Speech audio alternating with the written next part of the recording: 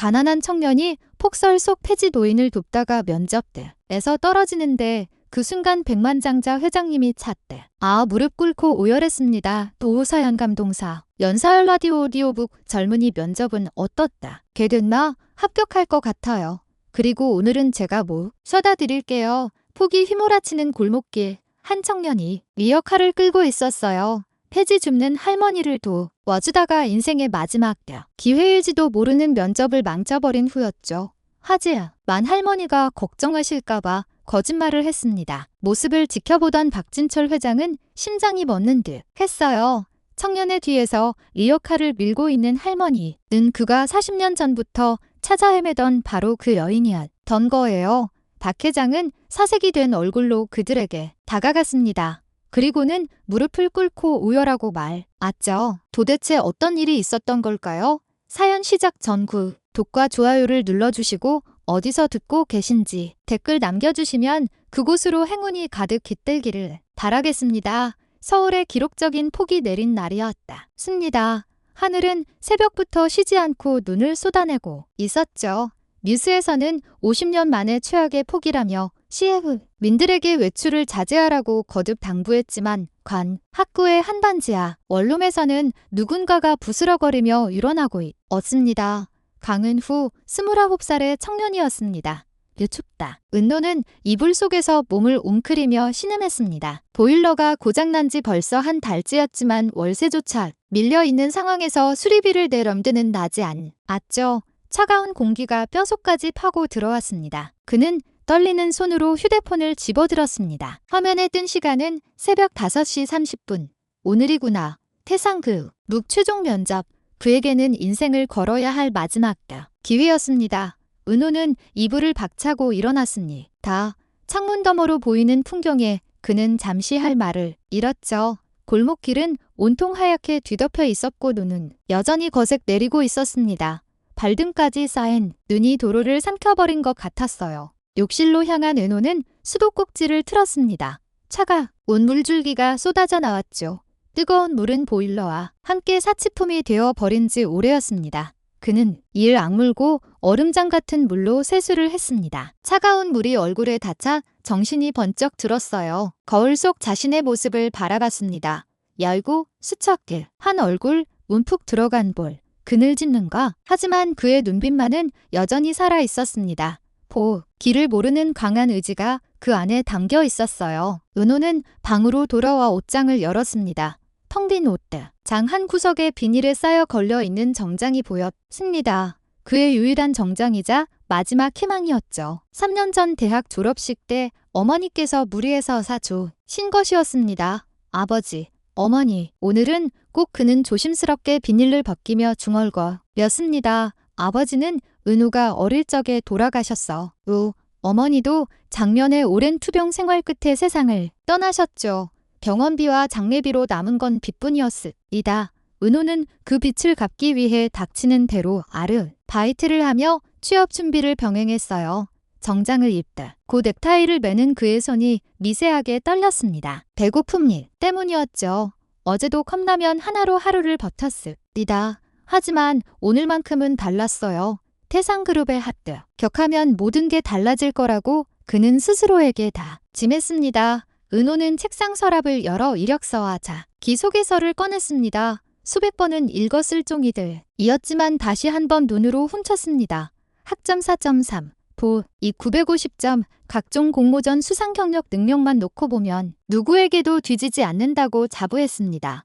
다만 집안 배경이나 연줄이 없을 뿐이었죠. 실력으로 승부하는 거야? 할 수 있어. 그는 서류를 가방에 넣고 현관으로 향했습니다. 낡은 구두를 신으며 다시 간을 확인했죠. 평소 같으면 버스를 타고 가는데 30분이면 충분했지만 오늘은 상황이 달랐어요. 문을 열고 나서자 매서운 바람이 얼굴을 때렸습니다. 은호는 목도리를 단단히 감싸고 발걸음을 내디어 반지하 계단은 이미 눈으로 가득 차 있었고 한 발이 조심스러웠습니다. 골목길로 나온 은호는 절망적인 광경을 마주했습니다. 버스 정류장에는 사람들이 발을 동동 구르면서 있었지만 버스는 보이지 않았어요. 한 아주머니가 옆 사람에게 말했습니다. 버스가 다 멈췄대요. 도로가 다 막혔다. 고 은호의 얼굴이 창백해졌습니다. 택시도 보이지 않았고 지하철역까지는 평소에도 30분은 걸어야 했죠. 게다가 이는 길에서는 얼마나 걸릴지 알 수 없었습니다. 휴대폰을 꺼내 시간을 확인했습니다. 6시 10분, 면접은 9시였고 평소라면 충분한 시간이었지만 지금은 아니었다. 은호는 잠시 망설였습니다. 포기하고 돌아갈까? 회사에 연락해서 사정을 설명할까? 아니야. 이런 걸로 포기할 순 없어. 그는 고개를 저으며 좀 얼거렸습니다. 3년 동안 수십 개의 회사에 지원했지. 최종 면접까지 간 건 태상그룹이 처음이었을까. 게다가 태상그룹은 국내 10대 기업 중 하나였죠. 이런 기회가 다시 올지 알 수 없었습니다. 은호는 결심했습니다. 걸어서라도 아니 뛰어서라도 가. 기로 그는 가방을 단단히 메고 뛰기 시작했습니다. 눈 덮인 길은 미끄러웠고 한 발 한 발이 위태로웠지만 그는 멈추지 않았어요. 지나가는 사람들이 이상한 눈으로 쳐다봤습니다. 이런 폭의 정장을 입고 뛰어가는 청년이 기해 보였겠죠? 하지만 은호는 신경 쓸 겨를이 없었습니다. 오직 면접장에 도착하는 것만이 목표였으니까요. 10분쯤 뛰었을까요? 벌써 온몸이 땀으로 젖어 있었습니다. 하지만 아직 갈 길은 멀었죠. 은호는 잠시 멈춰서 숨을 고르며 하늘을 올려 다봤습니다. 여전히 눈은 멈출 기미가 보이지 않았다. 제발 오늘만큼은 그는 간절히 기도하며 다시 뛰기 시작했습니다. 부모님이 하늘에서 지켜보고 계실 거라고 분명 도와주실 거라고 믿으면서 말이죠.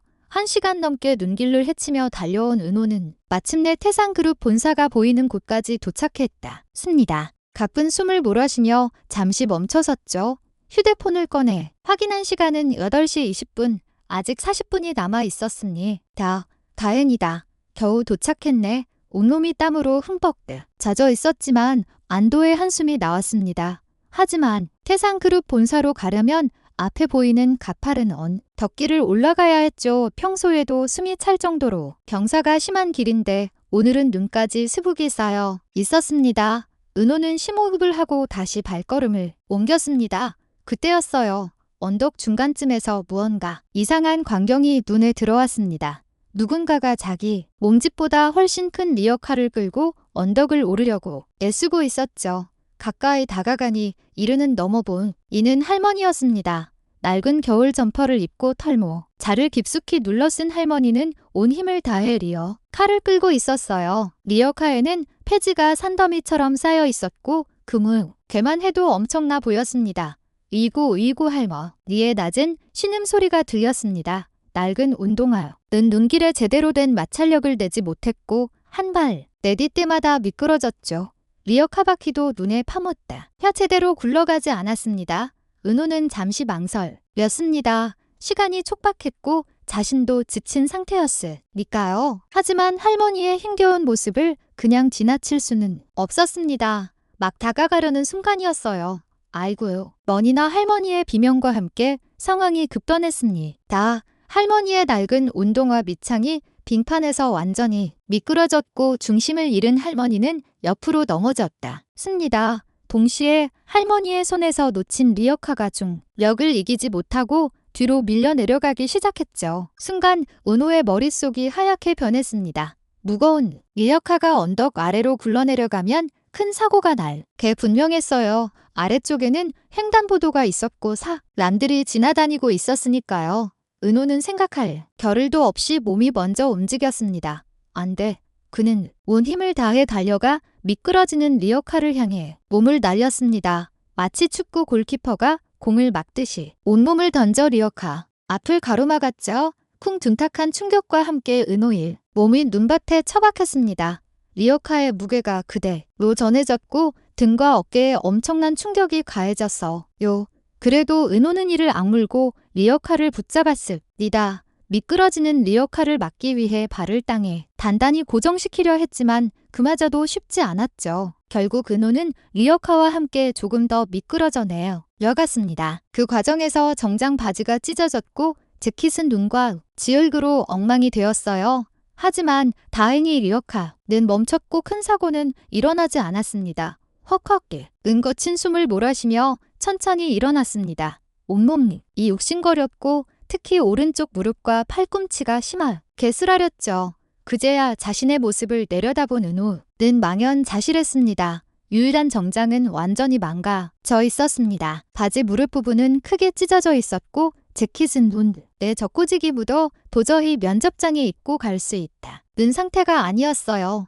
구두도 한쪽이 벗겨져 있었고 가방은 어디론가 날아가 버렸습니다. 어머나 머나 젊은이 넘어졌던 할머니가 허둥지둥 다가왔다. 습니다. 다행히 할머니는 큰 부상은 없어 보였지만 은호를 보는 눈에는 죄책감이 가득했죠. 아이고 이를 어쩌나 젊은이 내가 다 망쳐놨구먼. 할머니는 떨리는 손으로 은호의 옷에 묻은 눈을 털어주려 했지만 이미 늦은 상태였습니다. 은호는 애써 미소를 지으며 말했어요. 아니에요. 할머니 괜찮습니다. 할머니가 다치지 않으셔서 다행이에요. 괜찮긴 뭐가 괜찮아. 옷이 이렇게 됐는데 할머니의 눈가에 눈물이 맺혔습니다. 주름진 얼굴에는 미안함과 고마움이 동시에 묻어났죠. 은호는 찢어진 바지를 보며 속으로 한숨을 삼켰지만 할머니 앞에서는 내색하지 않았습니다. 정말 괜찮아요. 옷이야 또 사면 되죠. 거짓말이었습니다. 은호에게는 새 정장을 살 돈이 없었으니까요. 하지만 할머니를 더 미안하게 만들고 싶지 않았습니다. 할머니는 은호를 위아래로 훑어보며 물었습니다. 그런데 젊은이 이런 차림으로 혹시 어디 면접이라도 보러 가는 건가? 은호는 스우음을 지었습니다. 아, 네. 여기 근처 태상그룹이요. 태상그룹. 아이고 그 큰 회사를. 할머니의 얼굴이 더욱 어두워졌습니다. 자신 때문에 젊은이의 인생이 걸린 면접을 망쳤다는 생각에 가슴이 무너지는 것 같았죠. 정말 미안하구먼. 내가 어떻게 보상을? 아니에요. 할머니, 제가 선택한 거예요. 그리고 사실 붙을 가능성도 별로 없었어요. 은호는 담담하게 말했지만 속은 타 들어가고 있었습니다. 3년 만에 잡은 기회였는데 이렇게 허무하게 날려버리다니. 하지만 이미 엎질러진 물이었죠. 할머니는 한참 동안 뭔가를 고민하는 듯했습니다. 그러더니 갑자기 두꺼운 점퍼 주머니 깊숙한 곳에 손을 넣어 무언가를 꺼내기 시작했어요. 낡은 천으로 몇 겹이나 쌓인 작은 물건이었습니다. 잠깐만 이거. 할머니는 조심스럽게 천을 풀었습니다. 그 안에서 나온 것은 오래된 만년필이었어요. 세월의 흔적이 역력했지만 은은한 광택이 남아있다는 고급스러운 만년필이었죠. 이거 봐. 할머니가 만년필을 은호에게 내밀었습니다. 은호는 당황했어. 아니, 할머니, 이런 건 받을 수 없어요. 받아, 제발. 내가 평생 지녀온 부적 같은 거야. 이게 젊은이의 개행운을 줄 걸세. 자네가 나에겐 생명의 은이니 니꺼의 만년필이 자네에게 갈 차례인가 봐. 할머니의 눈동자가 흔들렸습니다. 줄 수 있는 건 없고 청년의 인생을 망친 것 같아 가슴이 미어지는 표정이었습니다. 하지만 할머니의 진심 어린 눈빛은 거절할 수 없었습니다. 떨리는 손으로 만년필을 받다 아들었죠. 감사합니다. 할머니, 정말 소중히 간직할게요.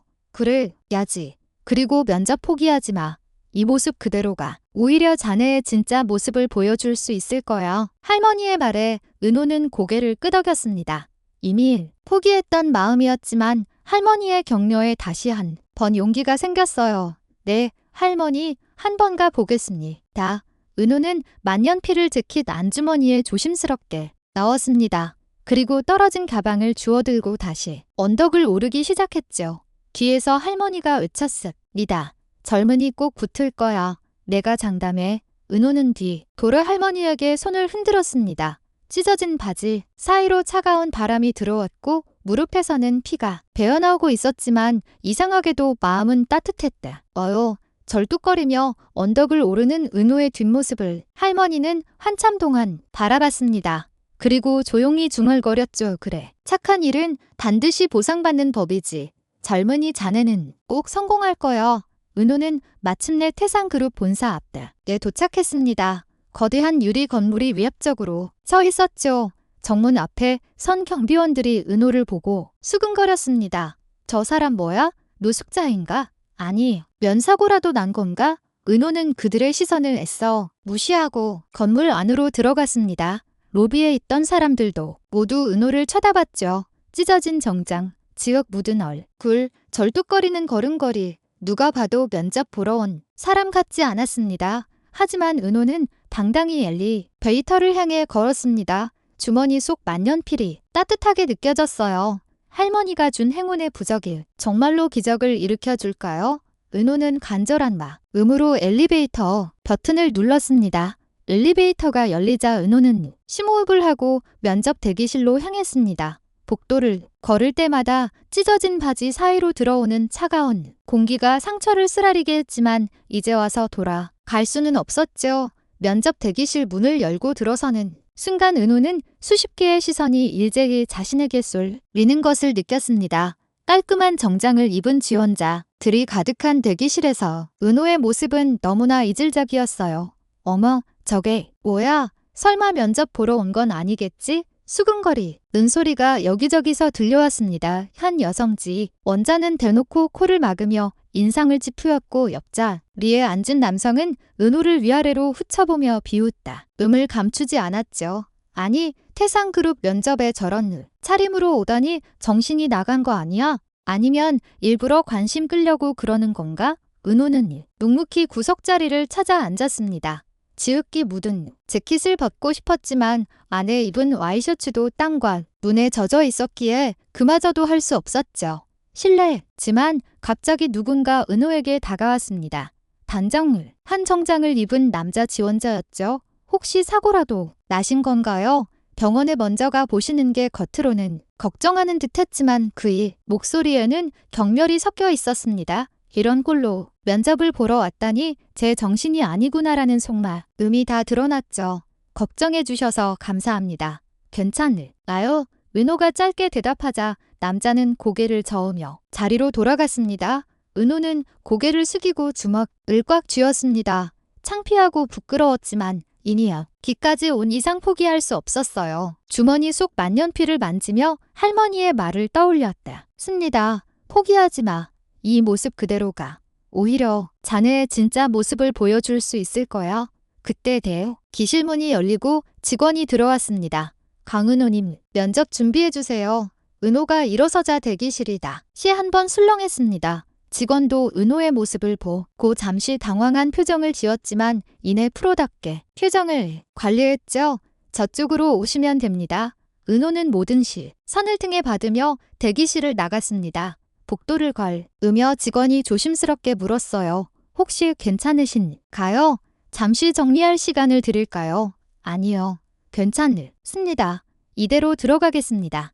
직원은 의한 표정을 지었지만 더 이상 묻지 않았습니다. 면접실 앞에 도착하자 은호는 마지막으로 심호흡을 했죠. 그리고 문을 두드렸습니다. 들어오세요. 문을 열고 들어서자 5명의 면접관이 앉아 있었습니다. 들의 표정이 이 순간 굳어지는 것이 보였어요. 특히 휘가운데 앉은 인사팀장으로 보이는 중년 여성은 노골적으로 인상을 찌푸렸습니다. 이게 무슨 그녀는 말을 잇지 못했습니다. 옆에 앉은 젊은 면접관 두 코를 막는 신용을 하며 고개를 돌렸죠. 하지만 은호는 그 모든 시선을 받으며 당당히 인사했습니다. 안녕하십니까? 경영지원팀에 지원한 강은호입니다. 그때였습니다. 맨 끝자리에 앉아있던 누군가가 은호를 유심히 바라보고 있다는 것을 느꼈어요. 은발이 섞인 충후한 신사였는데 다른 면접관들과는 달리 경멸이나 당황이 아닌 묘한 호기심이 담긴 눈빛이었습니다. 박진철 회장이었습니다. 회장은 최종 면접에 직접 참관하는 것으로 유명했다죠. 하지만 보통은 조용히 관찰만 할 뿐 직접 나서는 일은 거의 없었습니다. 오늘도 마찬가지일 거라고 다들 생각했어요. 강은호 씨, 인사팀장이 차가운 목소리로 물었습니다. 지금 그 차림이 뭡니까? 설명해보세요. 다른 면접관들도 기가 막힌다는 표정으로 은호를 바라봤습니다. 누군가는 이미 탈락을 확정짓고 서류를 덮기도 했죠. 은호는 잠시 침묵했습니다.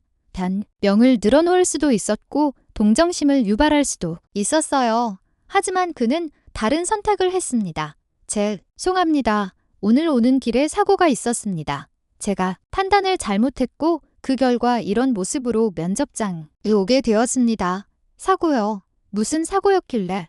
젊은 남자 면접관이 비아냥거리듯 물었습니다. 은호는 담담하게 대답했어요. 폭로 미끄러진 할머니의 리어카가 언덕 아래로 굴러내려가는 것을 막다가 이렇게 되었습니다. 하, 정말 기가 막히네요. 인사팀장이 코웃음을 쳤습니다.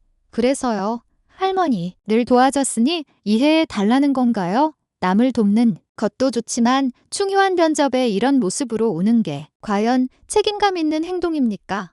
날카로운 비판이 이어졌습니다. 다른 면접관들도 고개를 끄덕이며 동조했죠.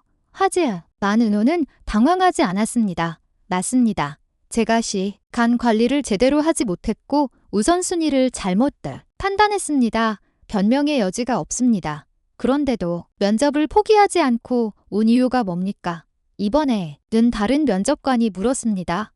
은호는 곧바로 대답했어요. 포기는 제기 없는 선택지였기 때문입니다. 비록 이런 모습이지만 제 실력과 열정을 보여도 이 기회를 놓치고 싶지 않았습니다. 실력이요. 인사 팀장이 서류를 뒤적이며 말했습니다. 학점 4.3, 토익 9, 50점, 스펙은 훌륭하네요. 하지만 이런 기본적인 것도 지키지 못하는 사람이 과연 우리 회사에서 일할 자격이 있을까요? 순간 맨 끝에서 조용히 듣고 있던 박진철 회장이 입을 열었습니다. 강은호 씨, 낮고 중후한 목소리에 모든 시선이 회장에게로 향했습니다. 면접관들도 놀란 표정을 지었죠. 회장이 직접 질문하는 일은 극히 드물었으니까요. 오늘 친폭 상황에서 느낀 점이 있다면 말해보세요. 금없는 질문이었지만 은호는 잠시 생각한 뒤 대답했습니다. 대중교통이 마비되고 도시 기능이 정지된 것을 보며 우리가 당연하게 여기는 시스템이 얼마나 취약한지 깨달았습니다. 위기 상황에서는 매뉴얼보다 현장 판단력이 중요하다는 것도 느꼈고요. 회장의 눈이 미세하게 반짝였습니다. 그래서 할머니를 도왔다는 건가요? 아니요. 그건 그냥 본능이었습니다. 이 험한 상황을 보고 그냥 지나칠 수 없었어요. 본능일. 이라 회장은 은호를 뚫어지게 바라봤습니다. 찢어진 바지 사이로 보이는 상처, 지흙 묻은 재킷, 그럼에도 꺾이지 않는 고든 눈빛. 회장은 그 모든 것을 세심하게 관찰했죠. 만약 오늘 같은 상황이 회사에서 발생한다면 강은호 씨는 어떻게 하겠습니까? 구체적으로 어떤 상황을 말씀하시는 건지, 예를 들어 중요한 프레젠테이션을 앞두고 있는데 동료가 위험에 처했다면요? 은호는 망설임 없이 대답했습니다. 먼저 동료를 돕고 그 다음에 프레젠테이션을 수습할 방법을 찾겠습니다. 그것 때문에 회사가 큰 손실을 본다면 제가 책임지겠습니다. 하지만 사람이 먼저라고 생각합니다. 회사의 진정한 자산은 사람이니까요. 사 팀장이 끼어들었습니다. 이상적인 대답이네요. 하지만 현실은 다릅니다. 비즈니스는 감정이 아니라 이성으로 하는 거예요. 은호가 대답하려는 순간 회장이 다시 물었습니다. 그 할머니는 왜 포게리 억하를 끌고 있었을까요? 예상치 못한 질문에는 당황했지만 네 대답했습니다. 생계 때문이었을 겁니다. 폐지를 주업하는 게 하루벌이인 분들은 날씨가 나빠도 나올 수밖에 없으니까요. 그런 분들을 위해 우리 회사가 할 수 있는 일은 뭐가 있을까요? 이번엔 정말 예상 밖의 질문이었습니다. 다른 면접관들도 야한 표정을 지었죠. 은호는 잠시 고민하다 말했습니다. 재활용 시스템을 개선하거나 노인 일자리 창출 프로그램을 만들 수 있을 것 같습니다. 기업의 사회적 책임 차원에서요. 회장은 미세하게 고개를 끄덕였습니다. 그리고는 다시 침묵에 잠겼죠.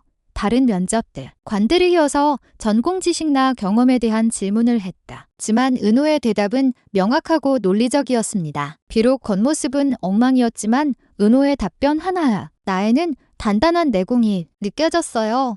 회장은 아무 말 없이 은호를 바라봤습니다. 그 눈빛에는 알 수 없는 그리움 같은 것이 스쳐 지나갔죠. 마치 오래전 누군가를 떠올리는 듯한 표정이었습니다. 수고했습니다. 나가보세요. 인사. 팀장의 차가운 목소리에 은섰습니다. 면접관들을 향해 깊이 인사했어요. 감사합니다. 좋은 기회 주셔서 감사했습니다. 그런데 아무도 눈치채지 못했지. 만재킷 안주머니에는 작은 구멍이 나 있었어요. 은가 인사를 하며 몸을 굽히는 순간 그 구멍 사이로 할머니 가준 만년필이 소리 없이 미끄러져 나왔습니다. 두꺼운 카페 뒤로 떨어진 만년필은 아무 소리도 내지 않았어요. 은호는 그 사실을 전혀 모른 채 문을 열고 면접실을 나갔습니다. 문이 닫히고 면접실에는 잠시 침묵이 흘렀습니다. 면접관들은 서로 눈빛을 교환하며 고개를 저었죠. 정말 어이없는 면접이었네요. 인사 팀장이 한숨을 쉬며 말했습니다. 스펙이 아무리 좋아도 이건 아니죠. 기본이 안 되어 있어요. 맞아. 너 회사 이미지를 생각해서라도 저런 사람은 젊은 면접관이 동조했습니다. 다른 면접관들도 하나 둘 부정적인 평가를 늘어놓기 시작했죠. 솔직히 동정심을 유발하려는 쇼 같기도 했어요. 그러게요. 할머니를 도왔다는 것도 믿기 어렵고 박진철 회장은 여전히 침묵을 지키고 있었습니다. 면접관들의 대화를 듣는 둥마는 둥 깊은 생각에 잠겨 있었죠. 그러다가 천천히 자리에서 일어났습니다. 회장님, 벌써 가시는 겁니까? 인사팀장이 놀라며 물었습니다. 보통 회장은 면접이 모두 끝날 때까지 자리를 지키곤 했으니까요. 잠시 나갔다 오겠네. 회장은 짧게 대답하고 문을 향해 걸었습니다. 그런데 몇 발자국 가다가 갑자기 멈춰섰어요. 시선이 바닥의 어느 한 지점에 고정되었습니다. 카페 뒤에 무언가가 은은하게 반짝이고 있었습니다. 회장은 천천히 그곳을 향해 다가갔죠. 가까이서 보니 오래된 만년필이었습니다. 누군가 떨어뜨린 것이 분명했어요. 방금 나간 지원자가 떨어뜨린 건가? 회장은 만년필을 집어들었습니다. 순간 그의 표정이 굳어졌어요. 만년필은 확실히 오래된 것이었지. 단순히 오래되었다고 해서 놀란 것이 아니었을까. 니다. 뚜껑 부분을 자세히 보니 희미하게 이니셜이 새겨져 있었습니다. 세월이 흘러 많이 닳았지만 여전히 읽을 수 있을 정도였죠. 제이시 파크 회장의 손이 미세하게 떨리기 시작했습니다. 진철파 자신의 이름 이니셜을 새긴 것이었죠. 하지만 그것보다 더 충격적인 것은 만년필 자체였습니다. 이게 어떠해? 회장은 떨리는 손으로 만년필을 돌려가며 살펴봤습니다. 몸체에 새겨진 독특한 문양, 뚜껑의 특별한 디자인 틀림없었습니다. 이것은 40년 전 자신이 직접 디자인해서 주문 제작한 만년필이었어요. 회장님, 괜찮으십니까? 인사팀장이 이상함을 눈치채고 다가왔습니다. 장의 얼굴이 창백해져 있었거든요. 아니네. 잠시만. 회장은 만년필을 꽉 쥐고 잠시 휘청했습니다. 40년 전의 기억이 파도처럼 밀려왔죠. 당시 20대 후반이었던 박진철은 야심찬 청년 사업가였습니다. 대학을 졸업하자마자 친구들과 함께 작은 무역회사를 차렸죠. 모든 것이 순조로워 보였고 성공을 확신했습니다. 그때 제작한 것이 바로 이 만년필이었어요. 내가 반드시 성공해서의 판으로 큰 계약서에 사인을 할 거야. 그렇게 말하며 거금을 들여 특별 제작한 만년필이었습니다. 세상에 단 하나뿐인 자신만의 만년필이었던 거죠. 계속해서 40년 전의 기억이 마치 어제 일처럼 선명하게 떠올랐지만 지금은 과거에 빠져있을 때가 아니었습니다. 김 팀장 회장이 갑자기 큰 소리로 인사팀장을 불렀습니다. 깜짝 놀란 인사팀장이다. 가왔어요. 회장님이 이 펜을 떨어뜨린 지원자를 당장 찾아오게. 회장의 목소리에는 절박함이 묻어 났습니다. 인사팀장은 당황한 표정으로 물었죠.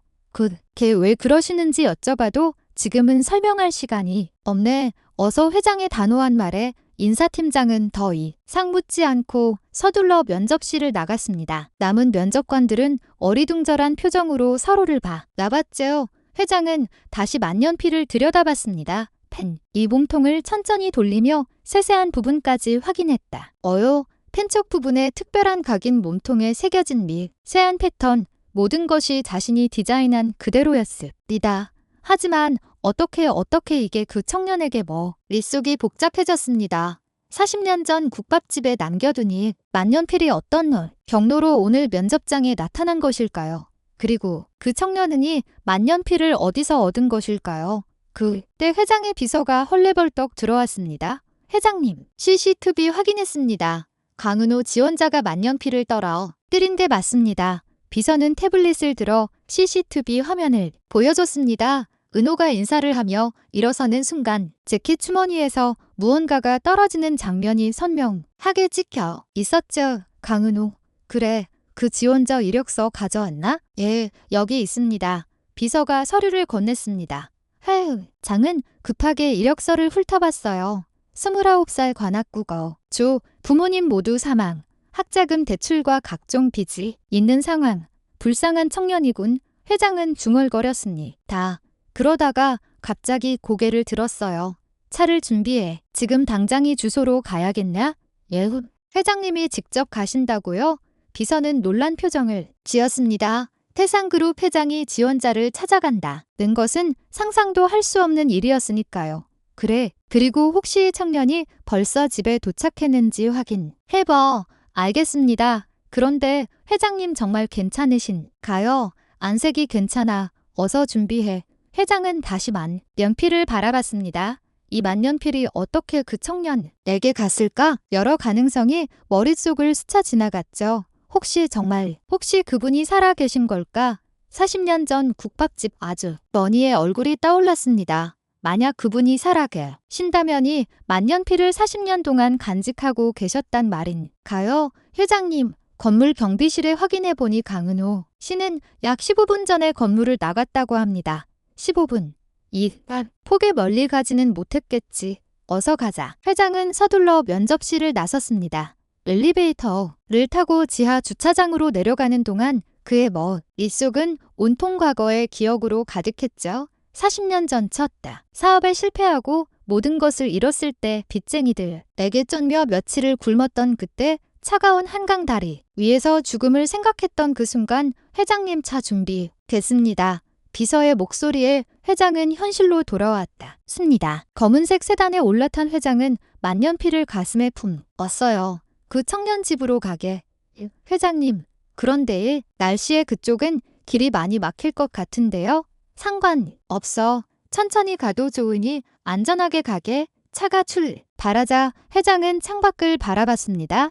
여전히 눈은 펑펑 내리고 있었고 도로는 하얗게 뒤덮여 있었죠. 마치 40년 전 그날처럼. 그날도 이렇게 추운 겨울이 어찌? 회장님, 혹시 그 청년과 어떤 관계가 있으신가요? 조심스럽게 묻는 비서에게 회장은 고개를 저었습니다. 아니, 처음 본 청년이야.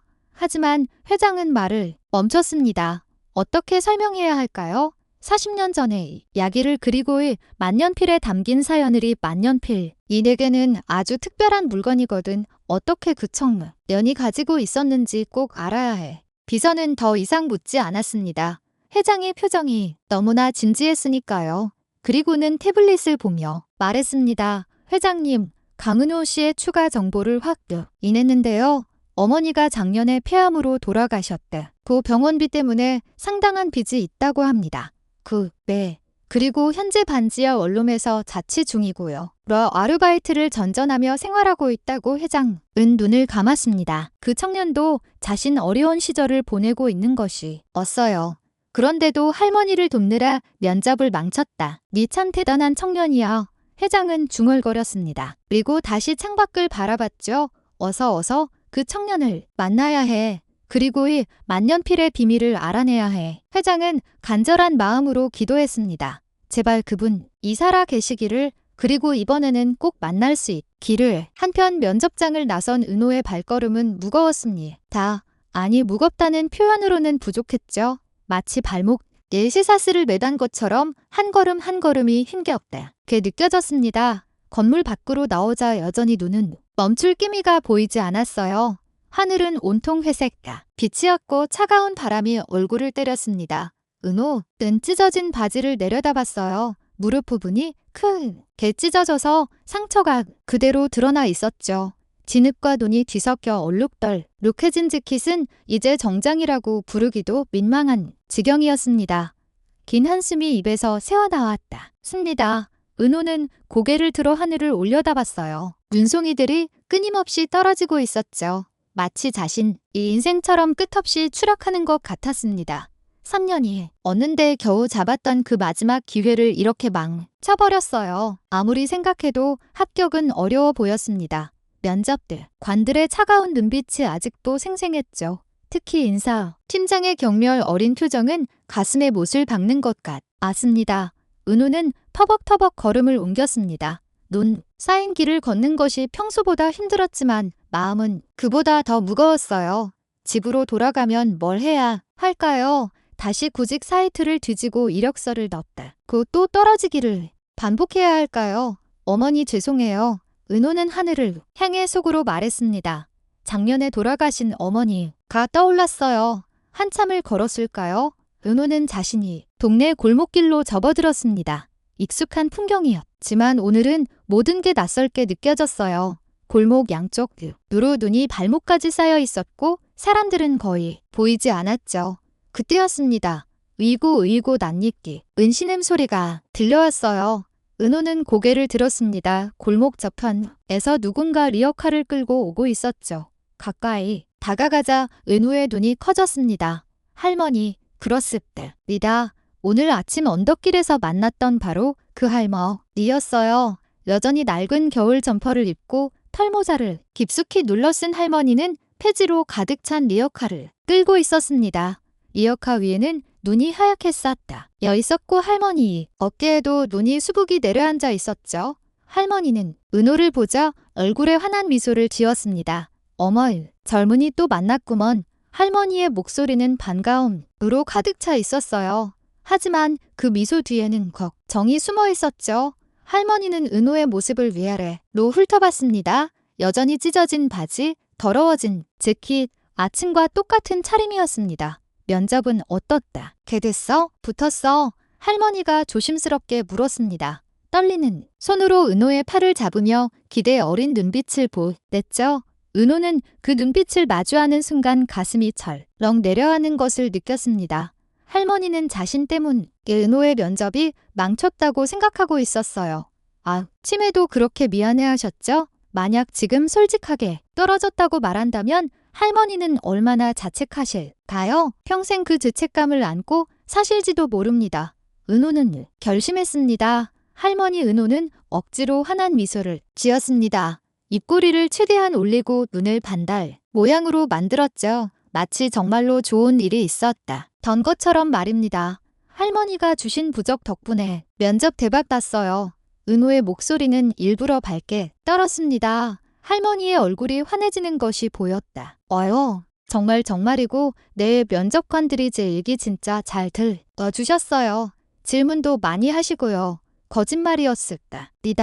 하지만 은호는 계속 웃으며 말을 이어갔어요. 저 합격할 것 같아요. 아니, 분명히 합격할 거예요. 할머니는 은호의 손을 꽉 잡았습니다. 거친 손발, 닭의 온기가 은호에게 전해졌죠.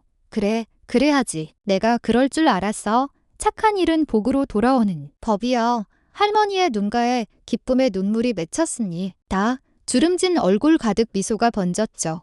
은호는 그 모습을 보며 속으로 다짐했습니다. 이 거짓말만큼은 꼭 진짜로 만들어야 해. 할머니는 은호의 등을 다겨주며 말했습니다. 얼른 집에 들어가서 쉬어. 옷도 갈아입고 오늘 고생 많았어. 할머니도 어서 들어가세요. 날씨가 너무 추운데. 은호가 말하다 멈췄습니다. 할머니의 뒤에 있는 리어카가 눈에 들어왔거든요. 폐지가 산더미처럼 쌓여 있었고 그 위로 눈이 계속 때리고 있었죠. 할머니는 이 무거운 리어카를 혼자 끌고 어디까지 가실 작정이었을까요? 은호는 할머니의 손을 들여다봤습니다. 낡은 털장갑을 끼고 계셨는데 곳곳이 해져서 손가락이 삐져나와 있다. 왔어요. 그 손가락들은 추위에 시퍼렇게 질려 있었습니다. 할머니 어디까지 가세요? 고물상이 한 10분쯤 걸어가면 있는데 제가 모셔다 드릴게요. 은호는 주저없이 말했습니다. 할머니는 깜짝 놀란 표정을 지었어요. 아니야. 자네 지금 지쳤을 텐데 무슨 괜찮아요. 오늘 눈이 너무 많이 와서 할머니 혼자 가시면 힘드시잖아요. 은호는 이미 리어카 손잡이를 잡고 있었습니다. 장갑도 끼지 않은 맨손이었죠. 차가운 새 손잡이가 손바닥을 파고들었지만 은호는 개의치 않았습니다. 젊은이 장갑이 나도 껴야지. 괜찮아요. 금방이에요.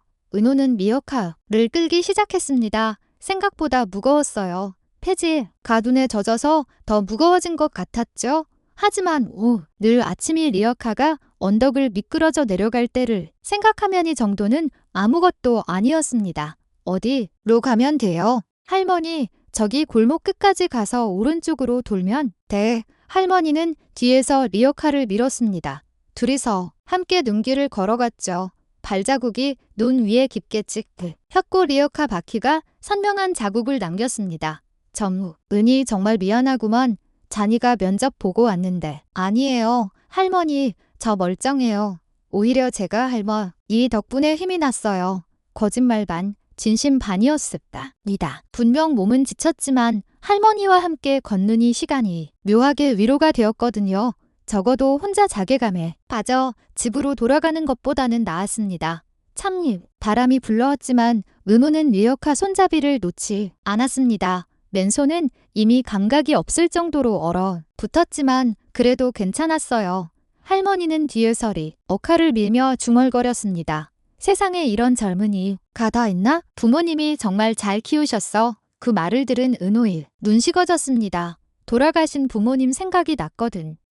특히 어머니의 목소리가 귀가에 맴돌았습니다. 은호야 힘들어도 남 도울 줄 아는 사람이 되렴. 그대 진짜 멋진 사람이란다. 은호는 눈물을 참으며 리어카를 끌었습니다. 두 사람은 말없이 하얀 세상 속을 걸어갔습니다.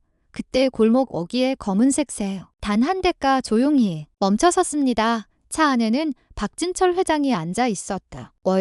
그는 한참 동안 창밖을 응시하고 있었습니다. 숨을 쉬는 것조차 조심스러운 듯 얼어붙은 표정으로 말이죠. 비서가 조심스럽게 물었습니다. 회장님, 저기 맞으신 겁니까? 회장은 대답하지 않았습니다. 그저 떨리는 손으로 창문을 가리쳤을 뿐이었죠. 비서가 회장의 시선을 따라 창밖을 바라봤어요. 눈보라가 휘몰아치는 골목길이었습니다. 그 속에 두 사람이 리어카를 끌고 천천히 걸어오고 어쭈 한 명은 젊은 청년이었고 다른 한 명은 허리가 굽은 노인이었습니다. 청년은 앞에서 리어카를 끌고 있었어요. 장갑도 끼지 않은 왼손으로요. 할머니는 뒤에서 리어카를 밀고 있었죠. 회장의 눈이 할머니의 옆모습에 고정되었습니다. 낡은 겨울 점퍼, 털모자, 허리를 굽힌 채 리어카를 미는 모습, 회장의 눈동자가 흔들렸어요. 심장이 쿵쿵 뛰기 시작했죠.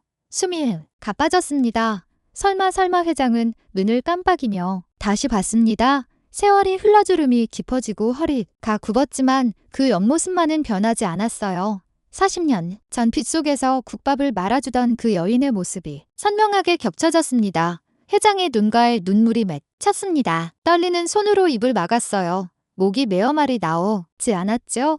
회장님, 비서가 놀라며 회장을 쳐다봤습니다. 태상그룹의 회장이 그 누구 앞에서도 흔들림 없던 박진철 회장이 지금 눈물을 흘리고 있었다. 으니까요. 회장은 떨리는 목소리로 말했습니다. 차를 세우게. 여기서 내리겠네. 하지만 눈이 어서 회장의 다급한 목소리에 비서는 더 이상 말하지 못했습니다. 차가 완전히 멈추자 회장은 문을 열고 밖으로 나갔어요. 차가운 바람이 얼굴을 때렸습니다. 눈송이들이 회장의 코트에 내려앉았죠. 하지만 회장은 위를 느끼지 못했습니다. 오직 저 앞에서 걸어오는 두 사람만이 눈에 들어왔어요. 회장은 한 걸음 다가갔습니다. 구두가 눈 속에 푹 빠졌지만 개의치 않았어요. 고급 코트 자락이 눈에 젖어들었지만 신경 쓰지 않았습니다. 가까워질수록 회장의 심장은 더 빠르게 뛰었어요. 손은 더욱 떨렸고 숨은 더욱 가빠졌다. 40년을 찾아 헤맨 그 얼굴이 바로 눈앞에 있었습니다. 은호가 먼저 회장을 발견했습니다. 은호는 갑자기 눈앞을 가로막는 신사를 보고 멈춰섰어. 리어카도 덩달아 멈췄죠. 할머니도 고개를 들어 앞을 바라봤습니다. 왜 그래? 젊은이 할머니가 물었을 때 회장은 이미 두 사람 바로 앞까지 와 있었습니다. 은호는 회장을 알아봤어요. 오늘 아침 면접장에서 봤던 태산그룹의 박진철 회장이었죠. 은호의 얼굴이 창백해졌습니다. 왜 회장님이 여기에? 은호의 머릿속이 복잡해졌어요. 혹시 면접 결과를 직접 알려주러 오신 건가? 아니면 자신이 무슨 잘못이라도 저지른 건가? 온갖 생각이 머릿속을 스쳤죠. 하지만 회장은 은호를 보지 않았습니다. 그의 시선은 오직 할머니에게만 고정되어 있었어요. 마치 세상에 할머니 한 분만 존재하는 것처럼요. 회장이 입술이 떨렸습니다. 무언가 말하려 했지만 목이 소리가 나오지 않았죠. 그는 한 걸음 더 다가갔습니다. 할머니와의 거리가 두 걸음밖에 남지 않았어요. 할머니는 회장을 올려다봤습니다. 은발이 섞인 중무한 신사, 고급스러운 코트, 품격 있는 자태, 완전히 낯선 사람이었어요. 이렇게 잘 차려입은 양반을 목길에서 마주치는 일은 평생 몇 번 없었죠. 저 실례지만 누구신지 할머니가 조심스럽게 물었을 때였습니다. 회장이 무릎을 꿇었어요. 펄썩 둔탁한 소리와 함께 회장의 무릎이 눈밭에 닿았습니다. 급바지가 눈에 젖어들었고 차가운 눈이 무릎을 파고 들었지만 회장은 전혀 신경 쓰지 않았어요. 은호와 할머니는 깜짝 놀라 입을 벌렸습니다. 아니 이게 무슨 할머니가 당황해서 말했습니다. 손을 내밀어 회장을 일으키려 했지만 회장은 고개를 더 깊이 숙였어요. 이마가 거의 눈밭에 닿을 듯 말 듯했죠. 일어나세요. 어른께서 왜 이러십니까? 할머니의 목소리에는 호감이 가득했어요. 자신보다 훨씬 젊어 보이는 그것도 이렇게요. 고기에 보이는 양반이 자기 앞에 무릎을 꿇다니 할머니는 어찌할 바를 몰라 했죠. 은호도 황급히 다가가 회장의 팔을 잡으려 했습니다. 회장님, 일어나십시오. 무슨 일이신지. 하지만 회장은 꿈쩍도 하지 않았어요. 그저 고개를 숙인 채 떨고 있을 뿐이었습니다. 어깨가 들썩거렸죠. 울고 있는 것 같았다. 와요. 잠시 침묵이 흘렀습니다. 눈은 계속 내렸고 세 사람은 그 자리에 얼어붙은 듯 멈춰 있었어요. 한참 후 회장이 떨리는 목소리로 입을 열었습니다. 아주머니 그 목소리는 너무나 간절했어요. 마치 수십 년 동안 꾹꾹 눌러 담아도 어떤 감정이 한꺼번에 터져나오는 것 같았죠. 장은 떨리는 손을 가슴에 얹었습니다. 눈물이 뺨을 타고 흘러내렸어요. 저는 회장은 잠시 말을 멈췄습니다. 목이 메웠거든요. 깊게 숨을 들이마시고 다시 입을 열었어요. 저는 박진철이라고 합니다. 할머니는 그 이름을 듣는 순간 온몸이 굳어졌습니다. 박진철, 40년 동안 편지에서 수없이 읽었던 그 이름, 그 사람, 이 진짜의 사람인 걸까요? 회장은 계속 말을 이어갔습니다. 40년 전 겨울이었습니다. 회장의 소리는 점점 더 떨렸어요. 눈물이 멈추지 않고 흘러내렸죠. 그때 저는 회장은 잠시 숨을 고르며 말을 이었습니다. 거리를 매던 노숙자였습니다. 회장은 떨리는 손을 가슴에 얹었습니다. 아주머니의 국밥집에서 밥을 얻어먹다 어떤 그 노숙인입니다. 할머니는 떨리는 손으로 이뜰을 틀어막았습니다. 눈이 커졌고 온몸이 얼어붙었다. 뭐요? 너무 늦게 와서 정말 죄송합니다. 할머니의 떨리는 눈빛을 본 회장의 눈앞에 40년 전 그 겨울이 생생하게 펼쳐졌습니다. 40년 전 겨울 28살 내 박진철은 세상을 다 가진 듯 당당했습니다. 진철, 축하한다. 우리 이제 대박 나는 거 아니야? 대학 동기들이 사무실에 모여 샴페인을 터뜨렸어. 작은 사무실이었지만 청년들의 꿈은 하늘을 찔렀죠. 벽에는 방금 걸어놓은 간판이 빛나고 있었습니다. 진성무역 주식회사 진철과 친구 성우가 합쳐 만든 회사 이름이었어요. 둘은 대학 시절부터 사업을 꿈꿨고 졸업하자마자 바로 무역회사를 차렸죠. 이바들 3년 안에 우리 강남에 사무실 옮긴다. 진철이 샴페인 잔을 높이 들며 외쳤습니다. 28살 청년의 얼굴에는 자신감이 넘쳐 흘렀어요. 5년 안에는 해외지사도 된다.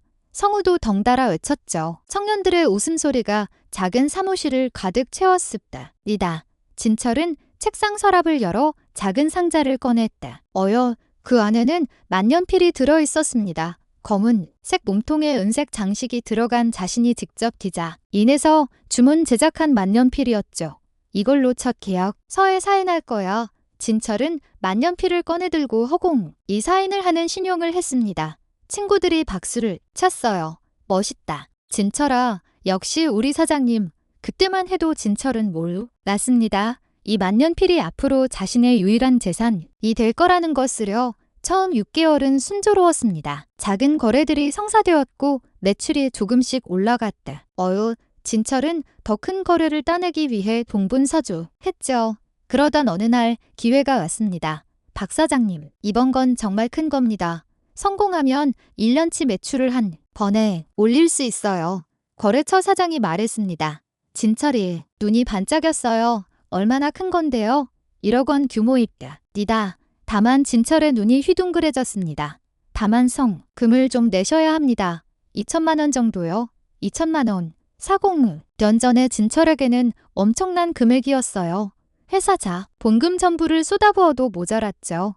대출을 받으시면 됩니다. 계약서만 있으면 은행에서 바로 나와요. 진철은 고민했습니다. 위험했어요. 하지만 이 기회를 놓치면 언제 또 이런 큰 건이 올까요? 좋습니다. 하겠습니다.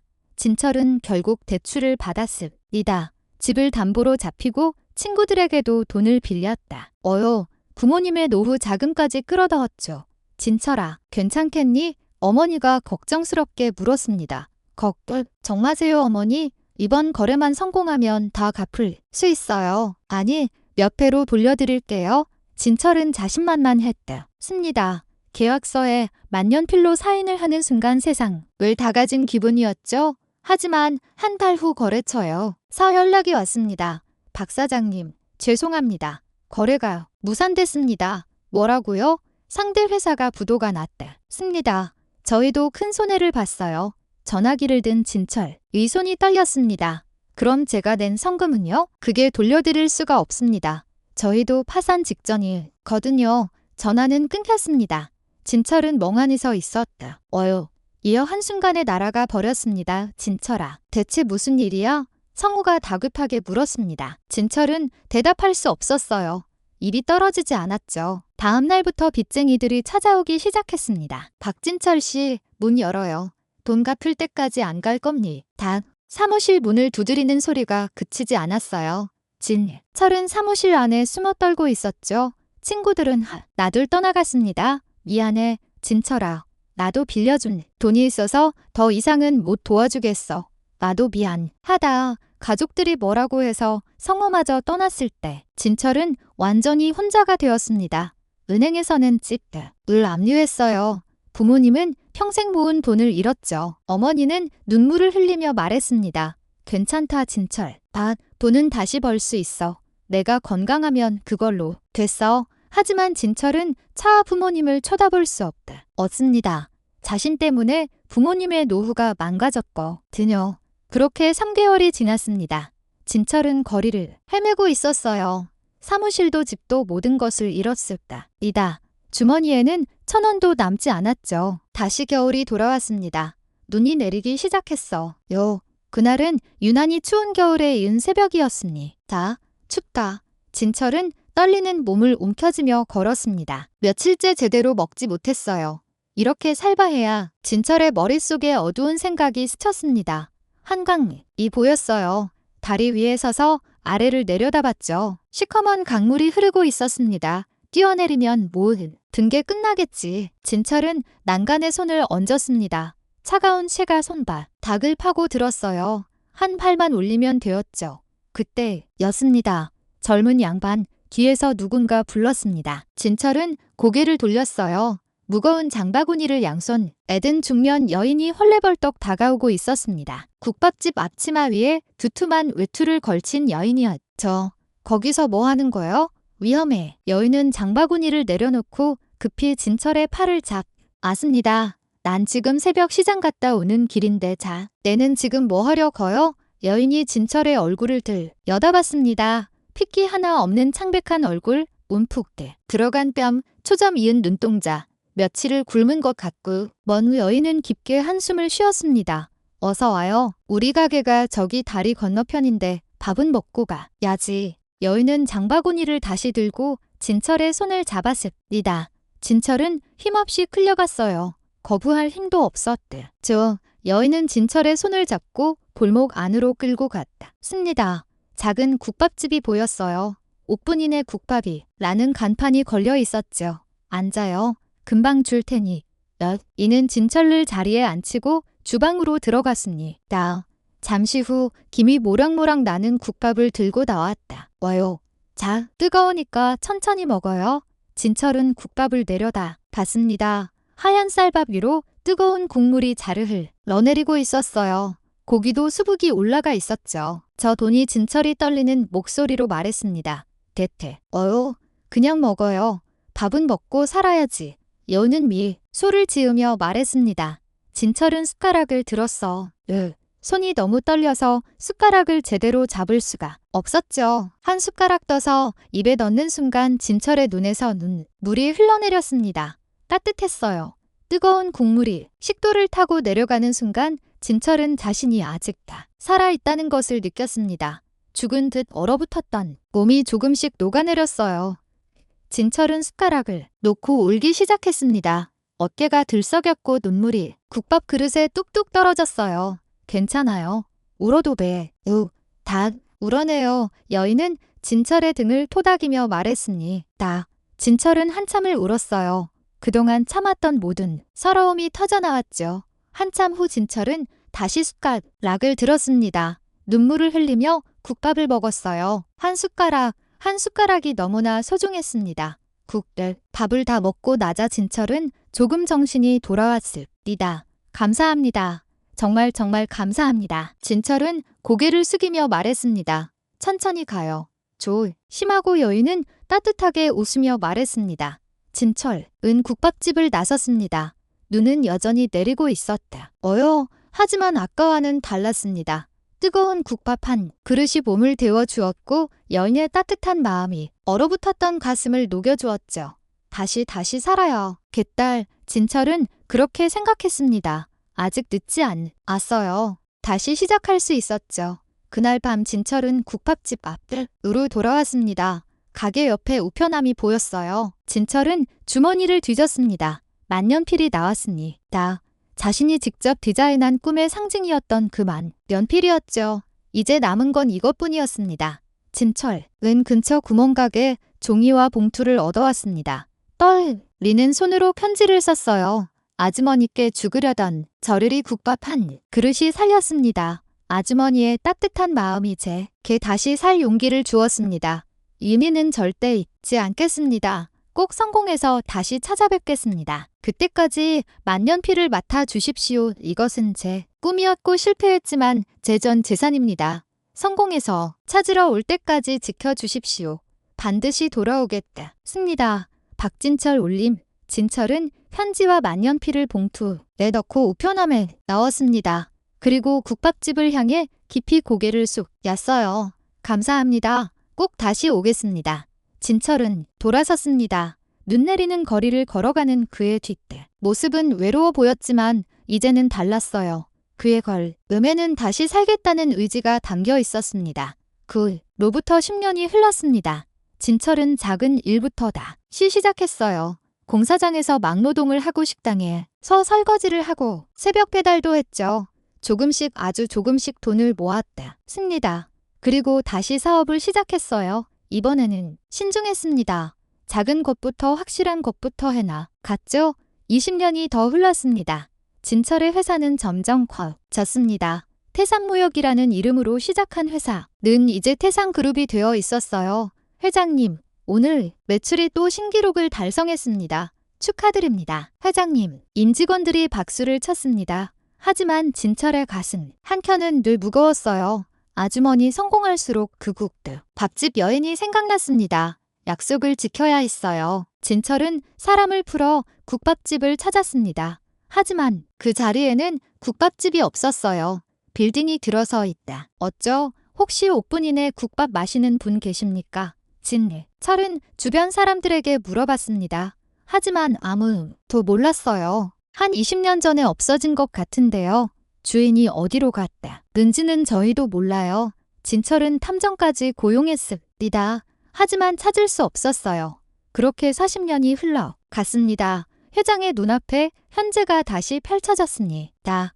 눈 내리는 골목길, 무릎 꿇은 자신, 그리고 눈 앞에 서 있는 할머니, 40년을 찾아 헤맨 그 여인이 바로 여기 있었습니다. 박진철 자니가 정말 할머니의 목소리도 털렸습니다. 40년 전 그 야윈 청년의 얼굴이 눈앞에 중후한 신사와 겹쳐졌어요. 세월이 흘러 얼굴에는 주름이 깊어지고 머리에는 은발이 섞였지만 그 눈빛만은 여전히 간절했습니다. 할머니는 천천히 무릎을 꿇었습니다. 할머니 은호가 깜짝 놀라 할머니를 부축했어요. 하지만 할머니는 고개를 저으며 회장과 눈높이를 맞췄죠. 두 사람은 눈밭에 나란히 무릎을 꿇고 앉아 서로를 바라봤습니다. 자니가 그 청년이구먼. 할머니 눈에서 눈물이 흘러내렸습니다. 주름진 손이 회장 이 손을 꽉 잡았어요. 성공했어. 정말 대견해. 할머니의 목소리는 떨렸지만 그 안에는 깊은 안도감이 담겨 있었습니다. 죽지 않고 사라져서 고마워. 그날 자네 눈빛이 너무 무서웠거든. 정말 죽을 것 같아서 내가 얼마나 걱정했는지 할머니는 말을 잇지 못하고 흐느꼈습니다. 장도 할머니의 손을 꽉 잡으며 울었어요. 두 사람 울음소리가 눈 내리는 골목에 메아리 쳤죠. 은호는 그 광경을 보며 가슴이 뜨거워졌습니다. 코끝이 찡해지고 눈시울이 붉어졌어요. 미어카 손잡이를 잡은 손을 놓고 두 사람에게서 조금 떨어져 섰습니다. 이 순간만큼은 방해하고 싶지 않았거든요. 한참 후 회장이 고개를 들었습니다. 눈물로 범벅이 된 얼굴이었지만 그 눈빛은 간절했어요. 아주머니 도대체 어디 계셨던 겁니까? 회장의 목소리는 떨렸습니다. 제가 얼마나 찾았는데요. 성공한 후 바로 국밥집으로 갔어요. 하지만 가게는 사라지고 없었죠. 빌딩이 들어서 있었고 회장은 말을 멈추고 한숨을 내쉬었습니다. 사람을 풀어서 찾아봤습니다. 탐정도 고용했어요. 하지만 아무도 아주머니를 찾을 수 없었어요. 주변 사람들에게 물어봐도 아무도 몰랐다. 회장의 목소리에는 수십 년간 쌓인 그리움과 안타까움이 묻어났어요. 왜 이런 곳에 계십니까? 폐지를 주시면서 회장은 더 이상 말을 잇지 못했습니다. 할머니의 거칠고 갈라진 손, 낡은 옷, 허리가 굽은 모습, 이 모든 것이 회장의 가슴을 아프게 했죠. 할머니는 씁쓸한 미소를 지으며 고개를 저었습니다. 그게 나도 참 파란만장했어. 할머니는 천천히 입을 열었어요. 자니가 떠난 후 한 5년쯤 지났을까? 국밥집이 제법 잘 됐어. 단골 손님들도 많았고 하루하루 바쁘게 살았지. 할머니의 목소리는 담담했습니다. 그런데 남편이 친구 보증을 잘못 썼어. 큰 금액이. 어찌 친구가 사업에 실패하면서 빚이 우리한테 다 넘어왔어. 할머니는 잠시 말을 멈추고 하늘을 올려다봤습니다. 집이고 가게고 다 넘어갔어. 평생 모은 돈도 다 날아갔지. 빚쟁이들이 우리를 찾아다녔어. 매일 전화가 왔고 가게 앞에서 기다렸지. 회장의 얼굴이 어두워졌습니다. 자신과 비슷한 일을 할머니도 겪으셨던 거예요. 그래서 도망을 다녔어. 남편이랑 둘이서 쪽방촌을 전전하며 숨어 살았지. 남편은 낮에 일용직기를 했고 나는 식당에서 설거지를 했어. 할머니의 목소리에는 서러움이 묻어났습니다. 그렇게 10년을 살았을까? 남편이 쓰러졌어. 관로였지. 병원에 데려갔지만 얼마 못 가고 세상을 떠났어. 아주머니, 회장이 할머니의 손을 더 꽉 잡았습니다. 혼자 남았어. 빚은 여전히 남아 있었고 나이도 들어서 일자리를 구하기 힘들었지. 그래서 폐지를 죽기 시작했어. 20년 넘게 이렇게 살았어. 할머니는 자신의 손을 내려다봤습니다. 거칠고 갈라진 손. 세월의 흔적이 역력했죠. 그렇게 살면서도 단 하나만 절대 놓지 않았어. 할머니는 회장을 똑바로 바라봤습니다. 자니가 남긴 편지와 만년필이야. 회장의 눈이 커졌습니다. 도망 다닐 때도 쪽방촌을 옮길 때도 남편이 죽었을 때도 그것만은 절대 버리지 않았어. 상자에 넣어서 늘 품에 지녔지. 할머니의 목소리가 떨렸습니다. 이건 주인이 있는 물건이야. 자니가 꼭 찾으러 올 거라고 나는 그렇게 믿었거든. 회장님은 더 이상 참지 못하고 할머니를 끌어안았습니다. 어깨가 들썩이며 흐느꼈어요. 죄송합니다. 정말 죄송합니다. 제가 더 빨리 찾았어야 하는데. 아니야, 괜찮아. 이렇게 만났잖아. 할머니는 회장의 등을 토닥이며 말했습니다. 마치 어린아이를 달래듯이요. 한참 후 두 사람은 서로를 놓았습니다. 회장은 코트 안주머니에서 무언가를 꺼냈어요. 만년필이었습니다. 이 대아주머니께서 40년 동안 지켜주신 거죠? 회장은 떨리는 손으로 만년필을 할머니에게 보여줬습니다. 할머니는 그 만년필을 보는 순간 눈이 커졌어. 맞아. 그게 맞아. 할머니는 손을 뻗어 만년필을 만졌습니다. 차가운 금속의 촉감이 손끝에 느껴졌죠. 이게 오늘 아침 그 청년한테 준 게 이거였지. 그런데요. 어떻게 자니가 강은호 씨가 면접을 보고 나가던 중 떨어뜨린 걸 발견했습니다. 할머니는 은호를 돌아봤습니다. 은호는 여전히 멍하니 서 있었어요. 무슨 일이 벌어지고 있는지 완전히 이해하지는 못했지만 자신이 중요한 역할을 했다는 것만은 알 수 있었죠. 할머니는 홀을 향해 손을 내밀었습니다. 젊은이 이리 와봐. 은호는 조심스럽게 다가갔습니다. 할머니는 은호 이 손을 잡으며 말했어요. 오늘 아침이 청년이 날 부해졌어. 할머니는 회장을 바라보며 말을 이었습니다. 리다 리어카가 언덕에서 미끄러져 내려갈 뻔했는 대이 청년이 몸을 던져 막아줬지. 그 바람에 옷이 다 망가졌어. 면접 보러 가는데 말이야.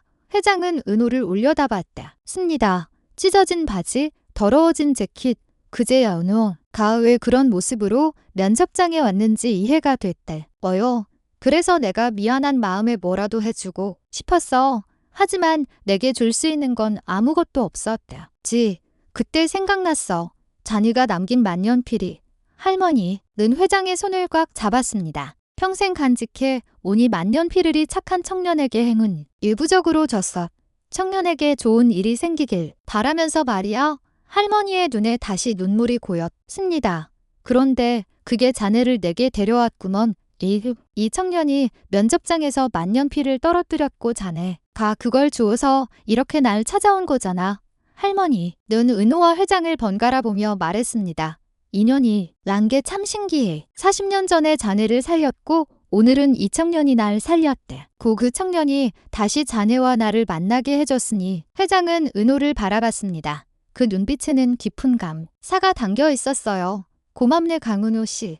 자네가 니었으면 나는 평생 아주머니를 찾지 못했을 거야. 회장은 천천히 일어났습니다. 그리고 은호를 향해 고개를 깊이 숙였어요. 정말 고맙네. 은우는 황급히 손을 내었습니다. 아닙니다. 저는 그냥 아니야. 회장이 고개를 들며 말했습니다. 자네는 오늘 두 사람을 구했어. 아주머니의 생명을 구했고 나의 40년 수건을 풀어줬지. 회장 은호예요. 깨에 쌓인 눈을 털어주었습니다. 마치 아들을 대하듯 다정한 손길이었어요. 아까 면접장에서도 느꼈지만 자네는 정말 특별한 사람이야. 회장은 할머니를 부축해 일으켰습니다. 그리고 두 손으로 할머니의 손을 감싸주며 말했어요. 아주머니, 이제 고생 안 하셔도 됩니다. 회장의 목소리는 단호했습니다. 제가 앞으로 친어머니처럼 모시겠습니다. 집도 마련해드리고 편히 사시도록 모든 걸 해드리겠습니다. 아니야, 그럴 필요 없어. 네가 손을 대죠? 회장은 고개를 저었어요. 아닙니다. 이건 제 의무입니다. 아주머니께서 제게 주신 은혜를 갚을 기회를 주십시오. 제발. 회장의 눈에 다시 눈물이 맺혔습니다. 할머니는 그런 회장을 보며 천천히 고개를 끄덕였어요. 그래, 그렇다면 고맙게 받듯 을게. 회장은 안도의 한숨을 내쉬었습니다. 그리고 은호를 돌아봤어요. 자네도 면접장에서 만년필 딸 엎드린 거 알고 있었나? 아니요, 몰랐습니다. 은호는 솔직하게 대답했습니다. 재킷 주머니에 멍이 났었나 봐요. 그걸 몰랐어요. 회장은 고개를 끄덕이며 만년필을 들어 올렸습니다. 이 만년필이 우리 셋을 이어준 거야? 40년 전 나와 아주머니를 그리고 오늘 자네가 우리를 다시 만나게 해줬지. 회장은 은호의 눈을 똑바로 바라봤습니다. 아까 면접장에서 자네 실력은 이미 확인했네. 학점도 좋고 토익 점수도 훌륭하고 답변도 논리적다. 이었어. 은호는 긴장한 표정으로 회장을 바라봤어. 하지만 내가 진짜 보고 싶었던 건 그게 아니었. 스펙은 누구나 쌓을 수 있지. 하지만 사람의 본질은 쉽게 바꿀 수 없거든. 회장은 잠시 말을 멈추어 고눈 내리는 하늘을 올려다봤습니다. 자네는 나에게 알려줬어. 면접은 면접장에만 있는 게 아니라는 걸. 진짜 면접은 바로 이런 순간, 위기의 순간에 어떤 선택을 하느냐에 달려있다는 걸 말이야. 회장은 다시 은호를 바라봤어요. 우리 회사가 입고 있던 가장 중요한 가치. 그건 바로 사람이야. 실력도 중요하지만 진짜 중요한 건 사람다움이지. 자네가 그걸 다시 깨닫게 해줬어. 회장은 은호의 어깨를 두드리며 확신에 찬 목소리로 말했습니다. 강은호 씨, 내 합격일세. 은호의 눈이 커졌습니다. 믿을 수 없다는 표정이었죠. 정말입니까? 그럼 내일부터 출근하게요.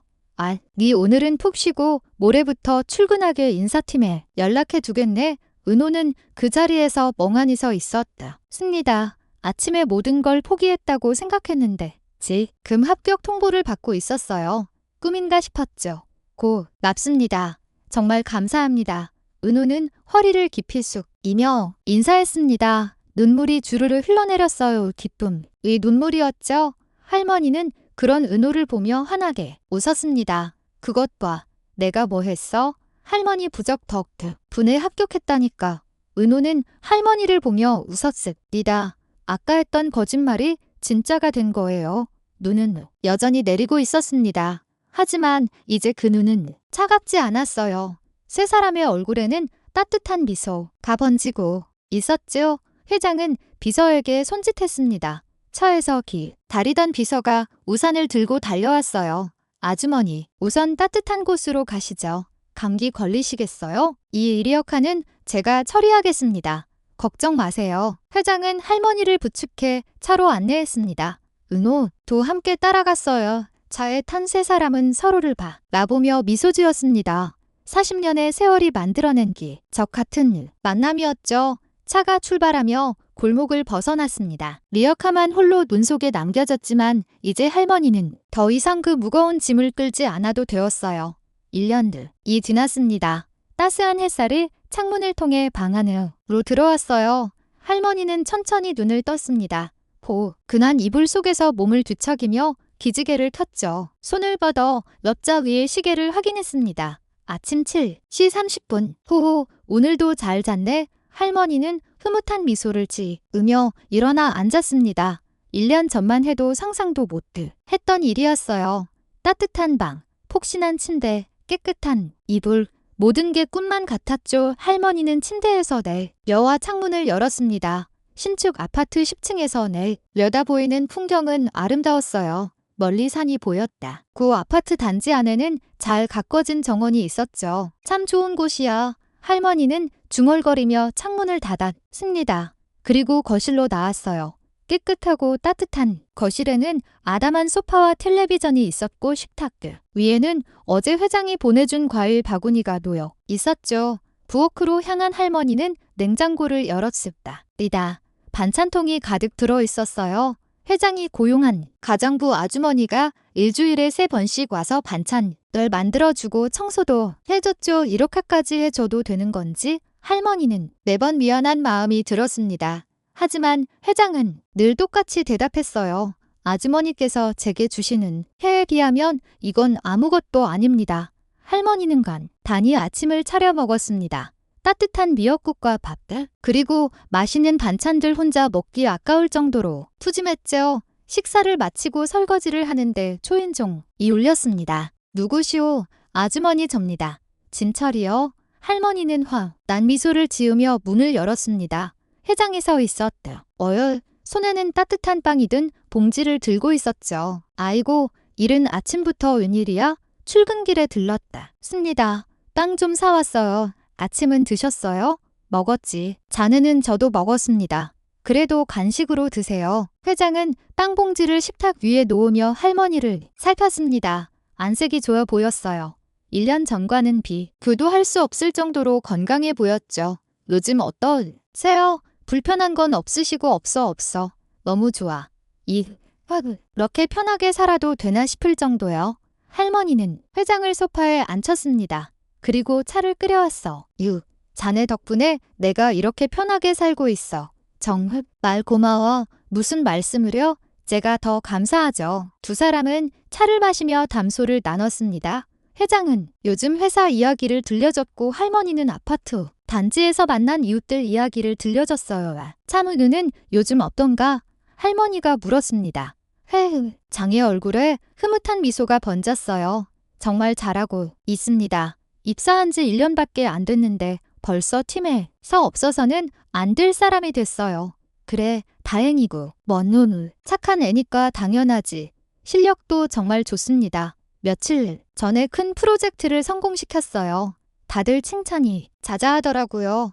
회장은 자랑스러운 표정으로 말했습니다. 마치 자신의 아들 이야기를 하는 것 같다. 아죠. 오늘 저녁에 은우도 오기로 했습니다. 아주머니 댁에서 같이 저녁 먹으면 어떨까 해서요? 그거 좋지. 내가 밥을 해야겠네. 아니에요. 제가 준비해 올게요. 아주머니는 그냥 편히 계세요. 안 돼. 손님 오는데 내가 직접 해야지. 요즘 반찬도 많이 있으니까 괜찮아. 할머니는 고집을 부렸고 회장은 웃으며 고개를 끄덕였습니다. 그럼 제가 저녁 때 다시 올게요. 은우랑 같이요. 회장은 자리에서 일어나며 방 한쪽을 바라봤습니다. 작은 선반 위에 액자가 놓여 있었어요. 1년 전 눈 내리던 그날 이후 세 사람 일이 함께 찍은 사진이었죠. 사진 속에서 할머니는 두 사람의 손을 잡고 환하게 웃고 있었고 회장과 은호도 밝게 웃고 있었습니다. 그 옆에는 낡은 편지가 액자에 넣어져 있었어요. 40년 전 진철이 남긴 그 편지였죠. 그때 사진 참 잘 나왔죠? 회장이 웃으며 말했습니다. 그럼 내 평생 가장 소중한 사진이야. 할머니도 그 사진을 바라보며 흐뭇하게 웃었습니다. 같은 시각대상 그룹 본사에서는 은호가 회의실에서 프레젠테이션을 마치고 나왔습니다. 동료들이 박수를 쳤어요. 은호 씨 정말 대단해요. 이번 프로젝트 성공은 은호 씨 덕분이에요. 은호는 쑥스럽게 웃으며 고개를 숙였습니다. 다들 도와주신 덕분입니다. 겸손까지 하네. 역시 우리 팀의 에이스야. 팀장이 은호의 어깨를 두드렸습니다. 1년 전만 해도 신입사원이었던 은호는 이제 팀에서 가장 믿을 만한 사람이 되어 있었어요. 사무실로 돌아오는 자리에 앉아 모니터를 켰습니다. 이메일이 여러 통화 있었어요. 하나씩 확인하며 답장을 보내는데 내선 전화가 울렸습니다. 강은호 사원 회장님 사무실로 올라오세요. 비서실에서 온 전화였다. 은호는 긴장한 표정으로 자리에서 일어났습니다. 회장실에 불려가는 일은 자주 있는 일은 아니었거든요. 엘리베이터를 타고 최상층으로 올라갔습니다. 비서가 은호를 안내했어요. 들어가세요. 회장님께서 기다리고 계십니다. 은호는 노크를 하고 문을 열었습니다. 회장이 창가에 서서 밖을 바라보고 있었어요. 회장님 부르셨습니까? 강사원한테. 회장은 은호를 소파에 앉혔습니다. 그리고 맞은편 앉으며 만족스러운 미소를 지었어요. 이번 프로젝트 정말 잘했어. 거래처에서도 연락이 왔더군. 강사원을 꼭 칭찬해 달라고. 감사합니다. 회장님, 1년 전 자네를 뽑은 게 정말 잘한 일이었어. 아니, 그날 눈길에서 자네를 만난 게 내 인생 최고의 행운이었지. 회장은 진심 어린 눈빛으로 은호를 바라봤습니다. 자네 덕분에 아주머니를 다시 만날 수 있었고 40년의 한을 풀 수 있었어. 정말 고맙네. 아닙니다. 저야말로 회장님 덕분에 은우의 목소리가 떨렸습니다. 1년 전 그 날을 떠올렸거든요. 모든 걸 포기했다고 생각했던 그날 기적 같은 일이 일어났었죠. 저는 그저 할 수 있는 일을 했을 뿐입니다. 그게 바로 자네의 장점이야. 당연한 일을 당연하게 하는 것. 그게 얼마나 어려운 일인지 아나? 회장은 자리에서 일어나 책상으로 갔습니다. 서랍을 열어 무언가를 꺼냈어요. 작은 상자였죠. 이걸 자네에게 주고 싶었어. 회장은 상자를 은호에게 건넸습니다. 은호가 상자를 열자 만년필이 들어 있었어요. 1년 전 그날 할머니가 준 글이 고 회장과 할머니를 이어준 바로 그 만년필이었을까. 이건 자네 거야. 이 만년필이 자네를 통해요. 니를 만나게 해줬으니 이제 이건 자네가 가져야 해. 하지만 이건 너무 소중한 물건인데 그래서 자네에게 주는 거야. 자네야말로 이 만년필을 가질 자격이 있어. 회장은 은호의 손을 잡으며 말했습니다. 만년필로 자네의 앞날에 더 큰 성공을 써내려가. 나처럼 말이야. 은호는 만년필을 꺼내 들었습니다. 손에 잡히는 무게감이 묵직했어요. 단순한 기구가 아니라 40년의 세월과 인연이 담긴 보물이었죠. 감사합니다. 회장님, 소중히 간직하겠습니다. 그래, 참 오늘 저녁에 시간 있나? 아주머니 댁에서 저녁 먹기로 했어. 네, 당연히 가야죠. 은호의 얼굴이 환해졌습니다. 할머니를 만나는 건 언제나 즐거운 일이었거든요. 그럼 6시에 로비에서 만나세. 가자고. 알겠습니다. 회장님, 그렇게 저녁이 되었죠. 초인종이 울렸습니다. 할머니는 앞치마를 벗으며 문을 열었어요. 회장과 은호가 나란히 서 있었죠. 어머, 왔구나. 어서 들어. 아주머니, 안녕하세요. 은호가 밝게 인사했습니다. 할머니는 은호를 보며 환하게 웃었어요. 우리 은호 1년 사이에 더 의젓해졌네. 호호, 할머니께서 주신 부적 덕분입니다. 세 사람은 웃으며 집 안으로 들어갔습니다. 식탁에는 이미 음식이 가득 차려져 있었어요. 찌개, 불고기, 잡채까지 할머니가 정성스럽게 준비한 음식들이었죠. 이렇게 많이 준비하시면 어떡해요? 회장이 걱정스럽게 말했지만 할머니는 손을 내었습니다. 괜찮아. 너희가 와 준다니까. 얼마나 기쁜데 이 정도는 해야지. 세 사람은 식탁에 둘러앉았습니다. 회장이 소주를 따르고 은호는 할머니께 물을 따라 들렸어요. 자, 건배. 세 사람의 잔이 부딪혔습니다. 맑은 소리가 울렸죠. 정말 감사합니다. 1년 전 그날이 없었다면 은호가 말을 시작했습니다. 저는 지금 어떻게 살고 있을까? 생각만 해도 아찔해요. 나도 그래. 회장이 고개를 끄덕였습니다. 그날이 아니었다면 나는 평생 주머니를 찾지 못했을 거야. 가슴에 한을 품고 살았겠지. 할머니는 두 사람을 번갈아 보며 미소 지었습니다. 우리 셋 다 행운아요. 서로가 서로를 살렸으니까. 할머니의 말에 회장과 은호는 고개를 끄덕였어요. 정말 그랬습니다. 참 은호야, 요즘 회사 생활은 어때? 할머니가 물었습니다. 정말 좋아요 할머니. 동물들도 좋고 일도 재미있고 매일 감사하며 살고 있어요. 그래 다행이구나. 힘든 일 있으면 언제든 할머니한테 말해. 예 할머니. 식사를 하는 동안 세 사람은 끊임없이 이야기를 나눴습니다. 웃음소리가 집안을 가득 채웠어요. 따뜻하고 행복한 시간이었죠. 식사를 마치고 설거지를 할 때였습니다. 창밖을 보던 할머니가 소리쳤어요. 어머, 눈이 온다? 회장과 은호가 창가로 달려갔습니다. 정말로 눈이 내리고 있다. 어요. 작은 눈송이들이 하늘에서 천천히 내려오고 있었죠. 올겨울 첫눈이네. 회장이 중얼거렸으니 단 1년 전 그날도 이렇게 눈이 내렸었죠. 첫눈이면 소원을 빌어야지. 할머니가 손을 모으며 눈을 감았습니다. 회장과 은우도 따라서 손을 모았어요. 우리 셋이 계속 건강하고 행복하기를. 세 사람은 같은 마음으로 소원을 빌었습니다. 은호는 할머니의 집을 나와 집으로 향했습니다. 눈은 계속 내리고 없고 거리는 하얗게 변해가고 있었어요. 횡단보도 앞에 섰습니다. 신호를 기다리며 은호는 코트 안주머니에 손을 넣었어요. 만년필이 손에 잡혔죠. 은호는 만년필을 들여다봤습니다. 가로등 불빛에 만년필이 은은하게 반짝였어요. 이 만년필 하나가 우리 세 사람을 이어졌다니. 은호는 미소 지으며 만년필을 다시 주머니에 넣었습니다. 신호가 바뀌었고 은호는 단보도를 건너기 시작했어요. 눈은 계속 내렸으니 단 은호의 어깨에 머리에 온 세상에 하얗게 내려앉았. 조은거르며 하늘을 올려다봤습니다. 어머니 아버지 보고 계시죠? 저 이렇게 잘 살고 있어요. 은호의 눈시울이 뜨거워졌습니다. 하지만 슬픔이 아니었어요. 감사함이었죠. 1년 전 그날 폭에서 모든 것을 잃었다고 생각했습니다.